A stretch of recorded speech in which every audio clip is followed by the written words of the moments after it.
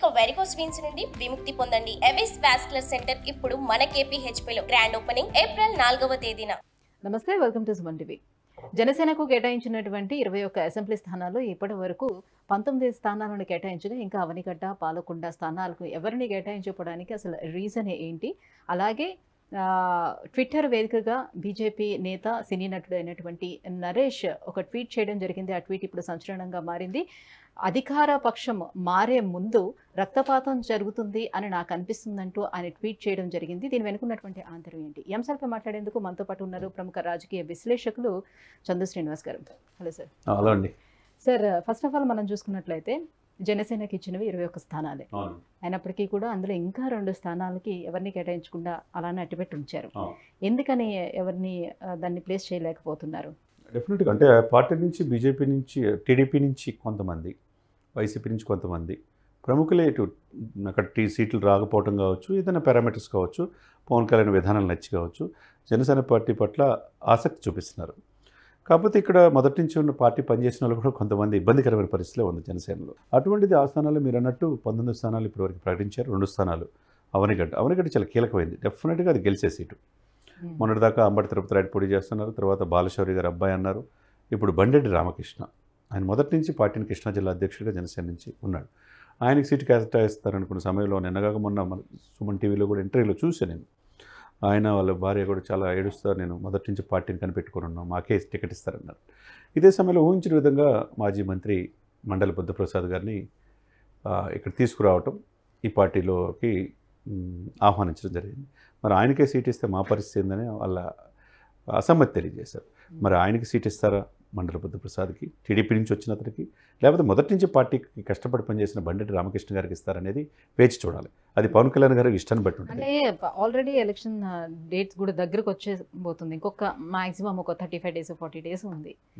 ప్రచార కార్యక్రమాలు కూడా జరుగుతూ ఉన్నాయి. ఇంకా ఈ స్థానాలకు ఎవరిని కేటాయించకపోతే వాళ్ళు కూడా ప్రచారం చేసుకోవాలి. డెఫినెట్గా చేసుకోవాలి. ఇప్పుడు ఇంకోటి ఏంటంటే పాలకొండ నుంచి కూడా టీడీపీలో ఉన్న అతన్నే ఆహ్వానించారు జనసేనకి. మరి అది కూడా అక్కడ ఇస్తే అక్కడ పోటీ చేసే జనసేన చేయాలన్న ఆలోచన ఎన్నాళ్ళ నుంచి వాళ్ళ పరిస్థితి ఏంటి? ఇప్పుడు ఏమవుతుందంటే అండి, చాలా కాలం చాలామంది విశాఖపట్నం పంచకల్ రమేష్ గారు వైసీపీ నుంచి వచ్చిన ఆయనకి టికెట్ ఇచ్చారు. లేకపోతే ఇక అక్కడ విశాఖ వెస్ట్ నుంచి, ఇటు చూసుకోండి భీమవరం నుంచి పులపతి రామాంజనులు టీడీపీ నుంచి వచ్చిన ఆయనకి ఇచ్చారు. ఇకపోతే తిరుపతి చూడండి అరణ్య శ్రీనివాసులు వైసీపీ నుంచి వచ్చిన ఆయనకి ఇచ్చారు. ఇప్పుడు ఈయన కూడా టీడీపీ నుంచి ఇక్కడికి వచ్చాడు మండల బుద్ధప్రసాద్. మరి ఆయనకు కూడా ఇస్తే ఎక్కడికక్కడ పార్టీ కోసం నమ్మకని ఇన్నాళ్ళు నడిచేవాళ్ళు, కానీ వాళ్ళకి కష్టపడే వాళ్ళకి కూడా కాకుండా ఆయా పార్టీ నుంచి వచ్చిన వాళ్ళు తీసుకుంటే ఎలా అనేది కింద స్థాయిలో కార్యకర్తలు కూడా అసమ్మతి ఉన్నది. అది మరి ఏ విధంగా రెక్టిఫై చేయాలనేది పవన్ కళ్యాణ్ గారి చేతిలో ఉన్నది. దానికి సమాధానం చెప్పాల్సిన బాధ్యత. ఎందుకంటే పొత్తు ధర్మం ప్రకారం త్యాగం చేశారు.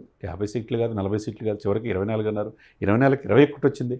21లో కూడా వచ్చేవాళ్ళు వైసీపీ వాళ్ళే, టీడీపీ వాళ్ళు ఉంటే మొదటి నుంచి 10 సంవత్సరాలు నడిచి ఈ పార్టీకి పవన్ కళ్యాణ్ గారి విధానాలు నచ్చి వెళ్ళే వాళ్ళ పరిస్థితి ఏంటి? వాళ్ళని సాటిస్ఫై చేయగలరా? నిన్నగాక మన విజయవాడ వెస్ట్ చూడండి, ఆయన కూడా మనం చూసాం. పోతిని మహేష్ ఆయన టికెట్ వస్తుంది అనుకుంటే డైరెక్ట్గా అక్కడి నుంచి దిగారు, ఢిల్లీ నుంచి సుజనా చౌదరి గారు టికెట్ తీసుకున్నాడు బీజేపీ నుంచి. లేకపోతే అనకాపల్లి నాగబాబు గారు పోటీ చేస్తారనుకుంటే ఏదేమైనా కూడా టీడీపీ 144 స్థానాలకి, అందులోని కూడా చాలా టఫ్ స్థానాలు ఉన్నప్పటికీ కూడా టీడీపీ కేటాయించేసింది, ఫటాఫట్ తేల్చేసింది. 10 స్థానాలే ఇచ్చిన బీజేపీ కూడా తేల్చేసింది. ఇక్కడ జనసేన ఉండిపోయింది. బలమైన అభ్యర్థులు అంటున్నారు. బలమైన అభ్యర్థులు అనే ఒక మాటతో జనసేనని మళ్ళీ నిర్వీర్యం చేసేసి టీడీపీ నుంచి 140 కాకుండా ఇప్పుడు సీఎం రమేష్ అయినా టీడీపీ నుంచి అక్కడ పెరిగిన మొక్కే. ఆ తర్వాత బీజేపీకి వెళ్ళి సీట్ తెచ్చుకున్నాడు. సుజనా చౌదరి కూడా టీడీపీయే, అక్కడ సీట్ తెచ్చుకున్నారు. పోతిని మహేష్ లాంటి వెళ్ళిపోయారు. అదేవిధంగా విశాఖపట్నం చూడండి, తమ్మిరెడ్డి శివశంకర్ గారు, బొలిశెట్టి సత్య మొదటి నుంచి పార్టీకి ఉన్నవాళ్ళు, వాళ్ళు పెందుర్తి టికెట్ వాళ్ళని అనుకున్నారు. లేకపోతే గాజువాక బొలిశెట్టి సత్య అనుకున్నారు. గాజువాక ఇవాళ టీడీపీకి వెళ్ళిపోయింది. ఇక్కడ ఏదైతే దర్శిలో అనుకున్నారు, దర్శి గిద్దలూరు వస్తుందని, ఆ మంచి స్వాములు వీళ్ళకిస్తారని అక్కడ పోయింది. లేకపోతే నెల్లూరులో ఒక సీటు కూడా లేదు.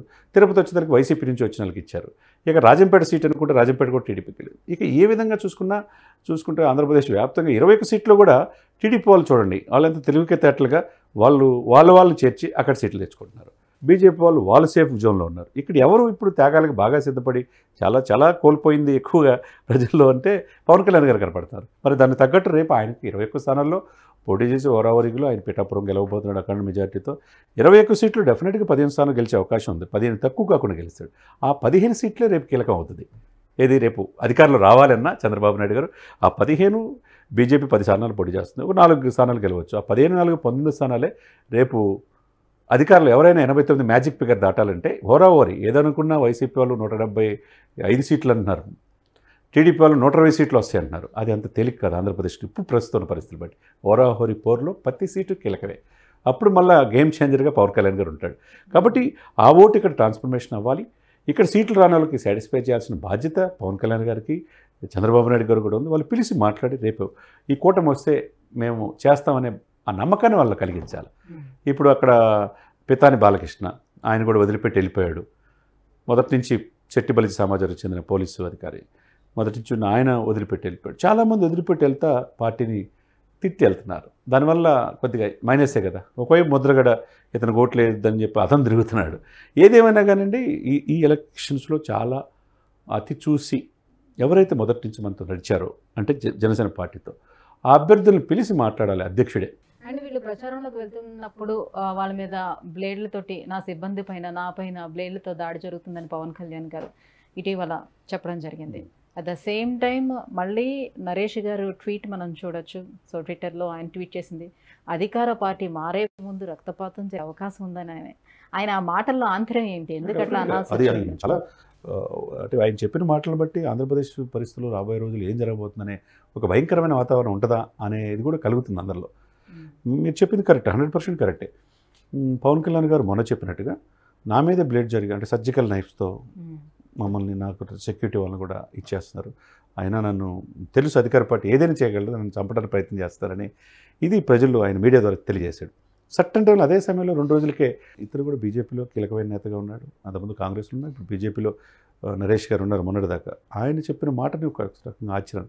ప్రభుత్వం మారే క్రమంలో ఎలక్షన్ టైంలో రక్తపాతం జరిగే అవకాశం ఉందంటే ఒక రకంగా ప్రజలు చాలా జాగ్రత్తగా ఉన్నారు. అంటే మరో బీహార్ ఆంధ్రప్రదేశ్ కాబోతుందా అనేది ఆలోచన కూడా ఉంటుంది. కాబట్టి శాంతి భద్రతలు కాపాడాల్సిన బాధ్యత అధికార పక్షానికి, అదే సమయంలో సెంట్రల్ గవర్నమెంట్. ప్రతి ఒక్కరికి ఏమనిపిస్తుందంటే ఈసారి ఏపీలో ఎలక్షన్స్ అసలు సవ్యంగా జరిగే అవకాశం ఉందా లేదా అని అనే సందిగ్ధత హోరావరిగా జరగబోతుందని అది అర్థమవుతుంది. ఎవ్వరు ఇది లాస్ట్ ఛాన్స్ బీజేపీకి. అదే సమయంలో బీజేపీ కంటే టీడీపీకి లాస్ట్ ఛాన్స్. బీజేపీ సెంట్రల్లో చిన్నగా 6 ఎంపీలు పోటీ చేసి చివరికి జనసేన టీడీపీతో కలిపి 10 ఎమ్మెల్యేలు గెలవాలని వాళ్ళు ఉన్నారు. అంటే వాళ్ళు దాని ఉనికిని కాపాడుకోవడానికి ఆంధ్రప్రదేశ్లో ప్రయత్నం చేస్తుంది. అదేవిధంగా త్యాగాలకు సిద్ధపడి ఎట్లయినా జగన్మోహన్ రెడ్డి గారు దించాలని పవన్ కళ్యాణ్ గారు ఉన్నారు. వీళ్ళిద్దరికంటే ముఖ్యం ఎవరికంటే టీడీపీకి జీవనమన్న సమస్య. ఈ ఎలక్షన్ ఎట్టి పరిస్థితుల్లో గెలవాలి. గెలవకపోతే క్యాడర్ కూడా దూరం అయ్యే అవకాశం ఉంది. ఆ విధంగా మరి చంద్రబాబు నాయుడు గారు ఏ విధంగా ఆలోచిస్తాడు చూసుకోవాలా. వీళ్ళకి సెంట్రల్ ఫోర్స్లో బీజేపీ కూడా కలిసి వెళ్తున్నారు కాబట్టి కూటమి రక్షణ, ఆయా నాయకులకు రక్షణ కల్పించుకోవాలి. సెంట్రల్ ఫోర్స్ను కూడా ఎలక్షన్ కమిషన్ తీసుకొచ్చి ఎలక్షన్స్ జరిపించాల్సిన అవసరం ఉండదు. లేకపోతే మనుషుల్ని అధికార పార్టీ ప్రతిపక్షాల నాయకుల్నే చంపే ప్రయత్నాలు జరుగుతున్నాయి అంటే రక్తపాతం ఇవన్నీ కూడా జరుగుతూ ఉండే అంటే లా అండ్ ఆర్డర్ అనేది కాపాడాల్సిన బాధ్యత పోలీసులది. అదే సమయంలో ఎలక్షన్ కమిషన్ మానిటరింగ్ చేయాలి. ఆయా కలెక్టర్లు, ఎస్పీలు కూడా జాగరూకతతో ఉండాలి. ఎందుకంటే చట్టం దృష్టిలో ఎవరైనా సమానంగా కండి ప్రజల దగ్గరికి ఎలక్షన్స్కి వెళ్ళబోతున్నారు. ప్రజాక్షేత్రం వెళ్ళినప్పుడు జరిగితే ఆంధ్రప్రదేశ్ పరిస్థితి ఏమవుతుంది? ఒకవేళ పవన్ కళ్యాణ్ గారి జాడి జరిగిందనుకోండి, అది మరో రంగా ఇన్సిడెంట్ జరిగినప్పుడు మనకు బీబీసీలోని చూపించారు చాలా ప్రపంచవ్యాప్తంగా. మరి అంతగా మించి 10 దారుణంగా ఉంటుంది ఆంధ్రప్రదేశ్లో. కాబట్టి ప్రతిపక్షాలను కాపాడాల్సిన బాధ్యత పోలీస్ యంత్రాంగంది. అదేవిధంగా ఇప్పుడున్న అధికార పార్టీ ముఖ్యమంత్రి గారిది. ఈ ఎలక్షన్ కమిషన్ చేతిలో పవర్స్ ఉన్నాయి కాబట్టి ఆయనకి సెక్యూరిటీ కల్పించాల్సింది. ఇంకొక వైపు జెడ్ కేటగిరీ భద్రత కల్పించాలి పవన్ కళ్యాణ్ గారికి అంటున్నారు. నిజమే, ప్రజానాయకుడు ప్రజాక్షేత్రంలో ఆయన పాదయాత్ర చేస్తే ప్రజలు కంట్రోల్ చేసే పరిస్థితి లేదు. ఇట్లా సెక్యూరిటీని కల్పించుకుంటే వాళ్ళని కూడా బ్లేడ్లతో కోసే పరిస్థితి అంటే మరి ఎట్లా? ఆయనకి రక్షణ లేకపోతే సామాన్య మానవులకి ఆంధ్రప్రదేశ్లో రక్షణ ఎలా ఉంటుంది? కాబట్టి ప్రభుత్వం ఎవరైనా గెలిపోవటంలో సహజం. పోటీ చేస్తారు. మీరు ప్రభుత్వం మంచి చేయకపోతే చేయలేదని అడుగుతారు. అడిగినప్పుడు సమాధానం చెప్పాలి. చెప్పకుండా రివర్స్లో వెళ్ళిపోయి ఆ మనిషిని లేకుండా చేయాలని రకరకాల ప్రయత్నాలు సానుభూతి పరులు కావచ్చు, ఎవరైనా కావచ్చు, చేయటం అనేది ప్రజాస్వామ్యంలో మంచి పద్ధతి కాదు. చట్టం తన పని తాను చేసుకుందన్నట్టుగానే వ్యవహరిస్తే బాగుంటుంది అనమాట. Thank you so much sir, ఈ అంశంపై మీ విశ్లేషణ అందించినందుకు థ్యాంక్ యూ. సుమన్ టీవీలో మీ పర్సనల్ అండ్ బిజినెస్ ప్రమోషన్స్ కోసం కింది నెంబర్కి కాంటాక్ట్ చేయండి.